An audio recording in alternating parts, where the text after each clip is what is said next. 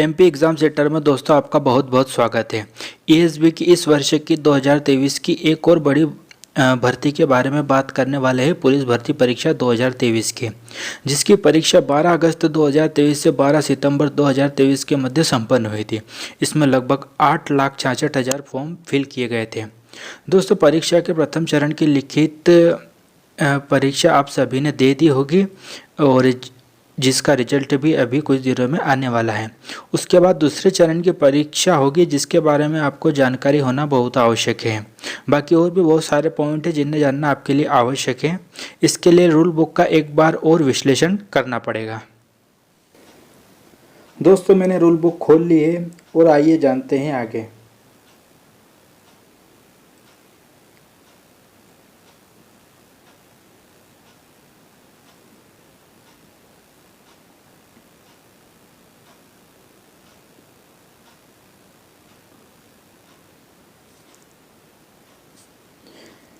इसमें आरक्षक सामान्य ड्यूटी, जनरल ड्यूटी, गैर तकनीकी, इसमें दो पोस्ट आई थी, एक तकनीकी आई थी और एक गैर तकनीकी आई थी। इसमें गैर तकनीकी में दो प्रकार की भर्तियां थी, आरक्षक जीडी सशस्त्र बल और आरक्षक जीडी विशेष सशस्त्र बल को छोड़कर। इसमें कुल 7,090 पद थे। इसमें आरक्षक आरक्षक सामान्य ड्यूटी विशेष सशस्त्र बल के लिए 2646 पोस्ट थी, जो कि पुरुषों के लिए थी सिर्फ। वहीं आरक्षक सामान्य ड्यूटी, जनरल ड्यूटी, विशेष सशस्त्र बल को छोड़कर इसमें 4,444 पोस्ट थी। इसके साथ ही आरक्षक सामान्य ड्यूटी रेडियो ऑपरेटर, जो कि तकनीकी है, इसके 321 पद थे। वहीं तकनीकी पदों के साथ आरक्षक जीडी के पदों के लिए भी आवेदन देने की पात्रता होगी। उदाहरणतः संबंधित शैक्षणिक अर्हता रखने वाले अभ्यर्थियों को आरक्षक जीडी पदों के साथ आरक्षक रेडियो ऑपरेटर संवर्ग पद के लिए भी आवेदन दे सकेंगे। मतलब कि जो व्यक्ति एलिजिबल होगा वो आरक्षक जीडी और आरक्षक रेडियो ऑपरेटर दोनों पोस्ट के लिए फॉर्म फिल कर सकता था शायद, और उसमें उसको आगे फॉर्म फिल करते हुए समय प्रेफरेंस देना था। आगे देखते हैं।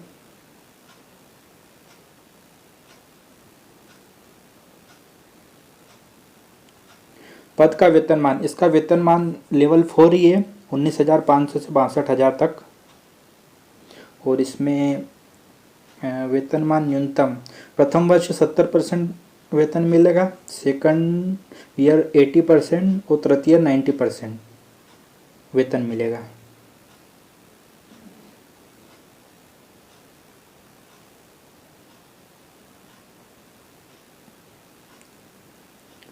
साथ ही शैक्षणिक अर्हताएं, क्वालिफिकेशन की बात करें तो आरक्षक जीडी के लिए 10th चाहिए थी। वहीं अनुसूचित जाति को छोड़कर सभी जातियों के लिए 10th चाहिए थी, जबकि अनुसूचित जनजाति के लिए 8वीं कक्षा उत्तीर्ण होना चाहिए। वहीं आरक्षक रेडियो ऑपरेटर के लिए सभी कैटेगरीज के लिए 12th होनी चाहिए। साथ ही किसी भी पॉलिटेक्निक संस्थान, कॉलेज, विश्वविद्यालय, आईटीआई से इलेक्ट्रॉनिक्स, इलेक्ट्रिकल्स और हार्डवेयर कंप्यूटर एप्लीकेशन नहीं, टेली कम्युनिकेशन, इंस्ट्रूमेंट मैकेनिक या सूचना प्रौद्योगिकी इंजीनियरिंग के क्षेत्र में 2 वर्ष पाठ्यक्रम पास कर लिया हो। इन पदों के लिए प्रथम चरण में अलग ही तकनीकी परीक्षा ली जाएगी, जो प्रथम चरण की परीक्षा के अतिरिक्त होगी। ये परीक्षा आपने दे दी होगी, ठीक है। तो ये क्वालिफिकेशन मांगी गई थी 12th के साथ में।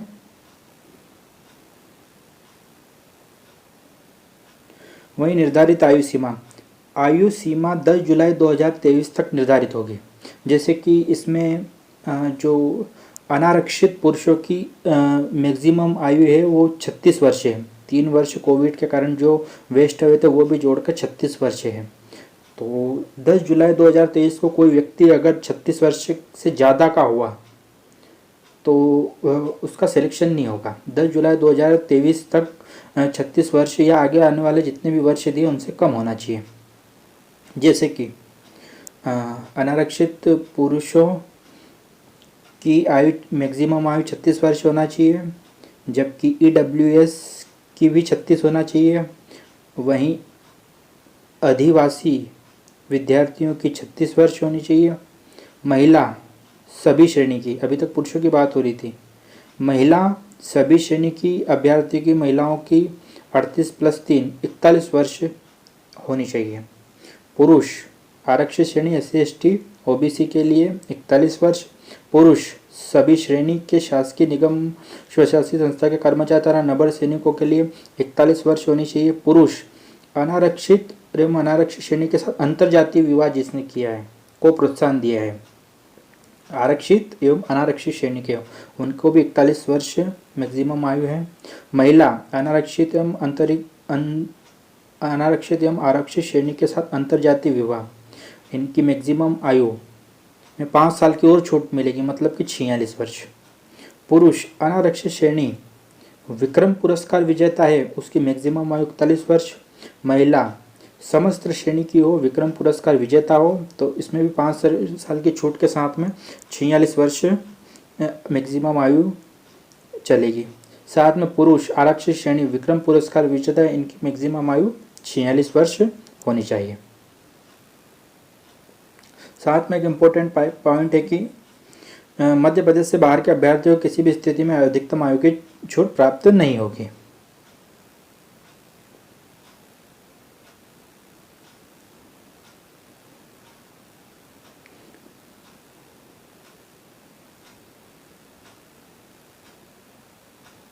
अब प्रथम चरण की परीक्षा सभी दे चुके हैं, जिसमें 100 नंबर का पेपर हुआ था। उसका रिजल्ट आने के बाद में उसमें लगभग 7 गुना विद्यार्थी चुने जाएंगे। प्रथम परीक्षा के बाद में 7 गुना विद्यार्थी लिए जाएंगे द्वितीय चरण के लिए।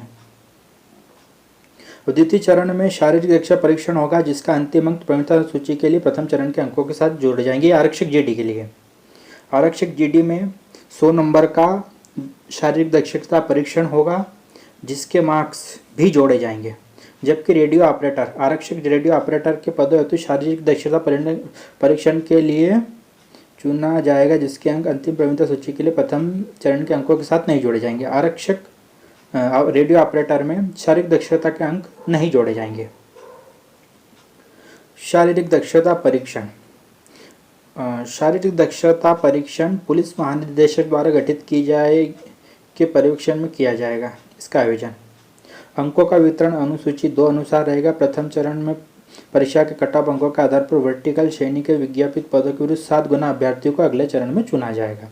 7 गुना विद्यार्थी को चुना जाएगा। जिन विद्यार्थियों के सेम अंक हैं, उन्हें भी दोनों विद्यार्थियों को चुना जाएगा पहले चरण में। वहीं थर्ड पॉइंट है, आरक्षक GD संवर्ग के समस्त अभ्यर्थियों के लिए शारीरिक दक्षता परीक्षण में अधिकतम कुल योग के न्यूनतम 30% अंक, 100 में से 30 अंक लाने होंगे, जिसके अंक अंतिम प्रवीणता सूची के लिए प्रथम चरण के अंकों के साथ जोड़े जाएंगे। मतलब कि जो शारीरिक दक्षता परीक्षण होगा, दौड़ होगी, लंबी कूद होगी, गोला फेंक होगा, उसमें मिनिमम 30% अंक तो प्राप्त करना ही है। सभी को, जिनको सिलेक्शन चाहिए, उनको मिनिमम 30% अंक प्राप्त करना ही है आरक्षक GD के लिए। जबकि रेडियो ऑपरेटर के लिए केवल दौड़ में 800 मीटर की दौड़ में 20% न्यूनतम अंक, 40 में से 8 अंक तो लाना ही है सिलेक्शन के लिए।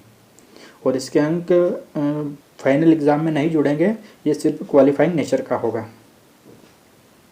शारीरिक दक्षता परीक्षण में अंकों का वितरण अनुसूचित 2 अनुसार रहेगा।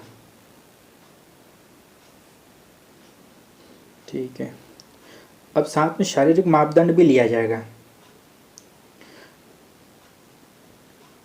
फिजिकल मेजरमेंट भी होगा, जैसे कि आरक्षक के पदों के लिए अनारक्षित और अन्य पिछड़ा वर्ग, अनरिजर्व और OBC के लिए पुरुषों की ऊंचाई जो होनी चाहिए 168 सेंटीमीटर होनी चाहिए, सीना 79 सेंटीमीटर होना चाहिए और फुलाने के साथ में 84 सेंटीमीटर होना चाहिए, मतलब 5 सेंटीमीटर फूलना चाहिए सीना। ये विशेष सशस्त्र बल के लिए है। वहीं गोरखा गढ़वाली कुमाऊं जनजाति के लिए पुरुषों की जो हाइट है वो 157 सेंटीमीटर होनी चाहिए जो सीना 79 सेंटीमीटर होना चाहिए, फुलाने के बाद 84 सेंटीमीटर हो जाना चाहिए। मराठा अनुसूचित जाति और अनुसूचित जनजाति के लिए पुरुषों की आयु 165 सेंटीमीटर होनी चाहिए, 79 सेंटीमीटर सीना होना चाहिए, 84 सेंटीमीटर में फुलाने के बाद सीना होना चाहिए। अब अन्य विशेष सशस्त्र बल को छोड़कर, उसमें आरक्षक विशेष सशस्त्र बल को छोड़कर अन्य सभी वर्ग, अनरिजर्व, अनुसूचित जाति और अन्य पिछड़ा वर्ग के लिए, ओबीसी के लिए जो पुरुषों की जो ऊंचाई है 168 सेंटीमीटर होना चाहिए, जबकि महिला की ऊंचाई 155 सेंटीमीटर होना चाहिए।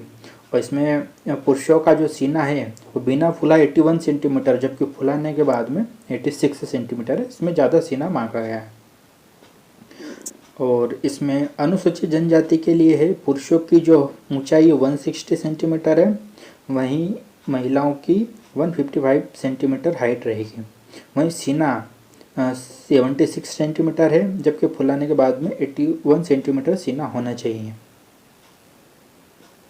शारीरिक मापदंडों में किसी प्रकार की छूट नहीं दी जाएगी। ठीक है। और ये जो होगा परीक्षण, ये जिला चिकित्सा बोर्ड द्वारा किया जाएगा। कद का माप, सीने का फुलाव, पुरुषों के लिए सिर्फ दृष्टि में कोई रोग विकार नहीं होना चाहिए, तीव्रता 6/9 से कम नहीं होनी चाहिए, और बिना चश्मे के दृष्टि की तीव्रता 6/9 से कम नहीं होनी चाहिए, और दूसरी आंख की दृष्टि तीव्रता बिना चश्मे के 6/12 से कम नहीं होनी चाहिए। अभ्यर्थी मुख्य रंगों में अंतर करने में सक्षम होना चाहिए, जिसका इख्तियार प्लेटों के माध्यम से परीक्षण किया गया है। ठीक है। नोकनी और फ्लैट फुट भी नहीं होना चाहिए। नोकनी और फ्लैट फुट भी बहुत सारे विद्यार्थियों का होता है, वो भी नहीं होना चाहिए। अभ्यर्थी का शरीर किसी प्रकार से अपंग भी नहीं होना चाहिए। ठीक है।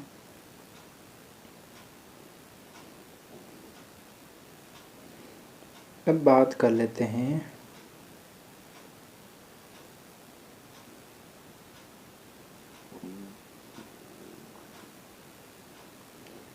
प्रमाण पत्रों के बारे में।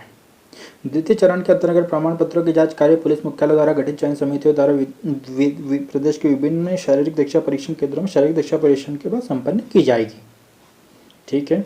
आवेदक अपने साथ निम्नलिखित मूल प्रमाण पत्रों, डॉक्यूमेंट और उनकी प्रतियां लेकर आएंगे। दस्तावेज के सत्यापन के समय प्रस्तुत करेंगे। जन्म तिथि के लिए 10th की मार्कशीट लगेगी। शैक्षणिक योग्यता 10th मांगी गई, साथ में टेक्निकल के लिए जो मांगा गया है उसकी मार्कशीट ले जाना पड़ेगी, वेरीफाई होगी। अनुसूचित जाति, अनुसूचित जनजाति, अन्य पिछड़ा वर्ग एवं आर्थिक रूप से कमजोर EWS द्वारा निर्धारित प्रारूप में मध्य प्रदेश अधिवासी सहित सक्षम अधिकारी द्वारा जारी प्रमाण पत्र प्रस्तुत करना होगा। कैटेगरी सर्टिफिकेट सक्षम अधिकारी द्वारा जारी किया जाना चाहिए। स्वयंसेवी, नगर सैनिक तथा नगर सेना के नॉन कमीशन्ड अधिकारियों अभ्यर्थियों को आरक्षण अथवा आयु सीमा में छूट के लिए सक्षम प्राधिकारी द्वारा किए गए नगर सेना की कम से कम 3 वर्ष की जो सेवा काल होता है वो पूर्ण करने का प्रमाण पत्र होना चाहिए। भूतपूर्व सैनिकों का मामला मध्य प्रदेश अधिवासी डोमिसाइल सहित सेना की सेवा का प्रमाण पत्र होना चाहिए। पूर्व से नियोजित उम्मीदवारों को उनके नियोक्ता के द्वारा जारी सेवा में होने का प्रमाण पत्र। अनुसूचित जाति, जनजाति, पिछड़ा वर्ग के विभाग के अंतर जातीय विभाग को प्रोत्साहन योजना के अंतर्गत पुरस्कृत किसी दंपति में से उच्च जाति के पति पत्नी अभ्यर्थियों को आयु सीमा में छूट के लिए सक्षम प्राधिकारी द्वारा जारी प्रमाण पत्र देना होगा। पुरस्कार संबंधी प्रमाण पत्र। विक्रम पुरस्कार प्राप्त अभ्यर्थियों को उच्चतर आयु सीमा में छूट विक्रम पुरस्कार हेतु पुरस्कार संबंधी प्रमाण पत्र देना होगा। विवाहित अभ्यर्थियों को उनके बच्चों का जन्म प्रमाण पत्र देना होगा। मैक्सिमम 2 बच्चे होना चाहिए। नियोजक का अनापत्ति प्रमाण पत्र केवल पूर्व से नियोजित उम्मीदवार के लिए मध्य प्रदेश का जीवित रोजगार पंजीयन ये तो होना बहुत ही जरूरी है। फॉर्म फिल करने के पहले का रोजगार होना बहुत ही जरूरी है, वरना सिलेक्शन कैंसिल हो जाएगा। यात्रा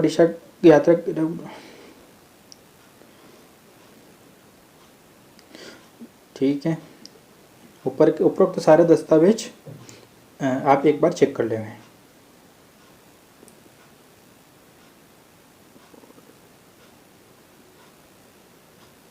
अंतिम चयन। आरक्षक जीडी संवर्ग के अभ्यर्थी को शारीरिक दक्षता परीक्षा में न्यूनतम अंक लाने पर प्रथम चरण में लिखित परीक्षा और शारीरिक दक्षता परीक्षा में प्राप्त अंकों के आधार पर अंतिम चयन होगा। रेडियो ऑपरेटर तकनीकी पदों के अभ्यर्थियों को शारीरिक दक्षता परीक्षा में न्यूनतम अंक लाने पर प्रथम चरण की परीक्षा और लिखित तकनीकी परीक्षा में प्राप्त अंकों के आधार पर अंतिम चयन होगा।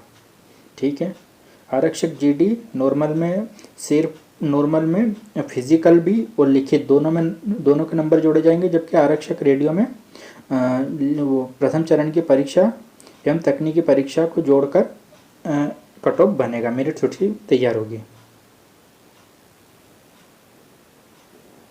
शारीरिक दक्षता परीक्षण के लिए बुलाए गए अभ्यर्थियों के समस्त मूल प्रमाण पत्र का परीक्षण किया जाएगा। मूल प्रमाण पत्र परीक्षण सफल होने पर ही अभ्यर्थियों को चयन पात्रता होगी। अभ्यर्थी प्रमाण पत्र परीक्षण में यदि अयोग्य पाया जाता है तो उसका चयन नहीं किया जाएगा, भले ही वह प्रथम चरण की परीक्षा में शारीरिक दक्षता परीक्षण में सफल रहा। ठीक है।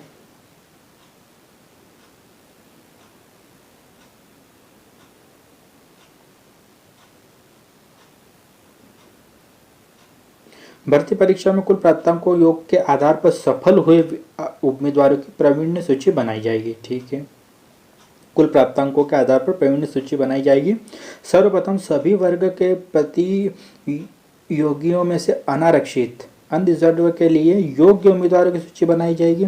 इस सूची में आरक्षित वर्ग SC ST OBC EWS के वे उम्मीदवार भी शामिल होंगे जो किसी छूट के बिना, चाहे वो उम्र, शैक्षणिक योग्यता अथवा शारीरिक दक्षता परीक्षण हो, अनारक्षित श्रेणी के कटऑफ अंक से अधिक पाता हो, उसे उसकी उच्चतम प्राथमिकता का संवर्ग पद अनारक्षित श्रेणी में मिल रहा है।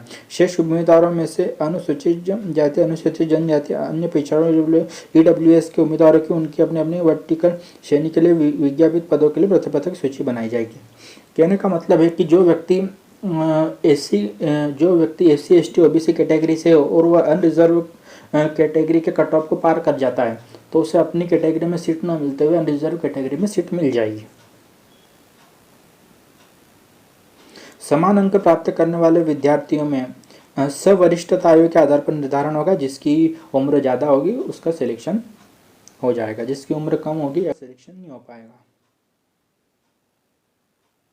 चरित्र सत्यापन महत्वपूर्ण भूमिका निभाएगा। कोई अभ्यर्थी चरित्र सत्यापन प्रपत्र में यदि कोई तथ्यात्मक जानकारी छुपाता है या कोई गलत जानकारी देता है तो उसे सेवा के लिए अयोग्य घोषित किया जाएगा। सेवा में नियुक्ति के बाद संबंध में यही तथ्य पता चलता है कि कोई अन्य नोटिस दिए बिना उसे सेवा से हटा दिया जाएगा। प्रतिकूल चरित्र सत्यापन के अमल में नियुक्ति के लिए या सेवा में बने रहने का अभ्यर्थी का कोई अधिकार नहीं होगा। ऐसे व्यक्ति का नाम चयन सूची से हटा दिया जाएगा। ठीक है। गृह विभाग मध्य प्रदेश शासन के आदेश क्रमांक 24 जुलाई 2018 के आधार पर चरित्र सत्यापन किया जाएगा। चरित्र सत्यापन के लिए चयन के मामले में मार्गदर्शक सिद्धांत माननीय सर्वोच्च न्यायालय द्वारा मेहर सिंह विरुद्ध कमिश्नर ऑफ पुलिस विशेष अनुमति याचिका में निर्धारित मापदंड अनुसार होगा। ठीक है। नियुक्त के उपरांत प्रत्येक चयनित उम्मीदवार को 3 वर्ष के लिए परीक्षा पीरियड में रखा जाता है।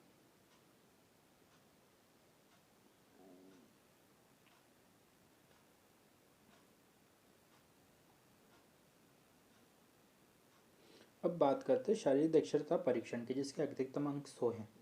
ठीक है। मेन चीज़ होती है इसमें लिखित परीक्षा और ये शारीरिक दक्षता परीक्षा। अब बात करते हैं आरक्षित GD उम्मीदवारों के लिए शारीरिक दक्षता परीक्षा प्रदान किए जाने वाले अंकों की तालिका। अब पहले के समय में फिजिकल के कोई मार्क्स नहीं जोड़ते थे, लेकिन इस बार गवर्नमेंट ने बहुत ही अच्छा निर्णय लिया है कि फिजिकल के मार्क्स जोड़े जाएं। उसका फ़र्क ये पड़ता है कि कोई व्यक्ति पढ़ने में अच्छा हो और कोई व्यक्ति फिजिकल में अच्छा हो। अब पढ़ने में अच्छा हो तो वो आसानी से रैंक कर जाता है इन एग्ज़ाम में, लेकिन उसका जो फिजिकल होता है वो उतना अच्छा नहीं रहता। जबकि पुलिस की जो जॉब है उसे फोर्स बोला गया है, तो इसलिए वो उसमें ऐसा व्यक्ति होना जरूरी है जो फिजिकल तौर पर हेल्दी हो। तो इसलिए इस बार जिन व्यक्ति फिजिकल तौर पर अच्छे उन्हें भी 100 मार्क्स लाने के मौका दिया गया है। बाकी अगर उनके लिखित परीक्षा में कम नंबर हो साथ ही अगर फिजिकल में मार्क्स अच्छे हों तो वो आसानी से मेरिट में आ सके। अब बात करते हैं कि कितने क्राइटेरिया पे कितने अंक मिलेंगे। अब दौड़ में देख लेते हैं कि अगर 198.3 सेकंड से ज़्यादा, पुरुषों के लिए बात हो रही है, 198.3 से ज़्यादा अगर टाइम लगता है दौड़ में, 800 मीटर की दौड़ है तो उसे 0 मार्क्स दिए जाएंगे। ठीक है। वहीं अगर 196.4 से अधिक और 198.3 सेकंड के मध्य अगर वो दौड़ को पार कर लेता है, कंप्लीट कर लेता है, तो उसे 1 अंक दिया जाएगा। वहीं अगर 10 अंकों की बात किया जाए तो 179.3 सेकंड से अधिक और 181.2 से कम सेकंड में अगर 800 मीटर दौड़ पार करता है तो उसे 10 नंबर दिए जाएंगे। ये पुरुषों के लिए। वहीं लंबी कूद की बात की जाए तो 2.96 मीटर से कम अगर लंबी कूद मारता है तो 0 अंक दिया जाएगा। वहीं गोले फेंक की बात की जाए तो 3.83 मीटर से कम अगर गोला फेंका गया तो उसे 0 अंक दिया जाएगा। वहीं अगर 10 नंबर प्राप्त करना हो लंबी कूद में तो उसे 3.86 से कम और 3.77 मीटर तक गोला फेंकना पड़ेगा। ठीक है, 3.86 से 3.77 के मध्य गोला जाना चाहिए, मीटर में है, तब उसको 10 मार्क्स मिलेंगे। वहीं पर ये लंबी कूद का था। अब गोला फेंक की बात करेंगे तो 5.53 से कम और 5.36 तक उसे गोला फेंकना चाहिए। ठीक है, इसमें अधिकतम अंक 40 है दौड़ में, और लंबी कूद में अधिकतम अंक 30 है। में गोला फेंक में अधिकतम अंक भी 30 है। टोटल मिला के 100 अंक है। ये पुरुषों के लिए था। महिलाओं के लिए अगर 10 अंक आपको प्राप्त करना महिलाओं को तो 239.8 से अधिक और 242 सेकंड के मध्य आपको 800 मीटर दौड़ पूरी करनी है। वहीं लंबी कूद की बात की जाए तो 2.84 से 2.76 तक आप लंबी कूद करना होगा, तब जाके आपको 10 नंबर मिलेंगे। वहीं पर 4.35 से कम और 4.2 तक आप अगर गोला फेंकते हैं तो आपको 10 नंबर मिलेंगे। ये महिलाओं के लिए। और इन्हें भी अधिकतम अंक 40 है दौड़ में, 30 अंक के गोला फेंक में और 30 अंक हैं लंबी कूद में। वहीं शिथिल मापदंडों के साथ होमगार्ड, भूतपूर्व सैनिक सभी 3 विधाओं में तथा आरक्षक रेडियो ऑपरेटर केवल 800 मीटर। पुरुषों के लिए गोला फेंक यहाँ पर भी वजन है 7.26, महिलाओं के 4.0 किलोग्राम। 800 मीटर दौड़ हेतु एक अवसर तथा लंबी कूद एवं गोला फेंक हेतु 3 अवसर प्रदान किए जाएंगे। ठीक है, यहाँ भी सेम है। अब इसमें मिनिमम मार्क्स आपको 8 लाना है रेडियो ऑपरेटर के लिए, और 8 मार्क्स लाने के लिए आपको जो दौड़ है वो 208.5 से अधिक और 210.5 तक, मतलब 208.5 से 210.5 सेकंड में आपको 800 मीटर दौड़ पूरी करनी है, तब जाके आपको 8 नंबर मिल जाएंगे। ठीक, मिनिमम इतने मार्क्स आपको लाना ही है सभी को, तब जाके आप क्वालिफाई होंगे दौड़ में सिर्फ। बाकी लंबी कूद और गोला फेंक में कोई ऐसा रूल नहीं दे रखा है। महिलाओं के लिए है 8 अंक लाने के लिए आपको 288.2 सेकंड से 290.4 सेकंड में दौड़ कंप्लीट करनी है 800 मीटर की, तब जाके आपको 8 नंबर मिलेंगे।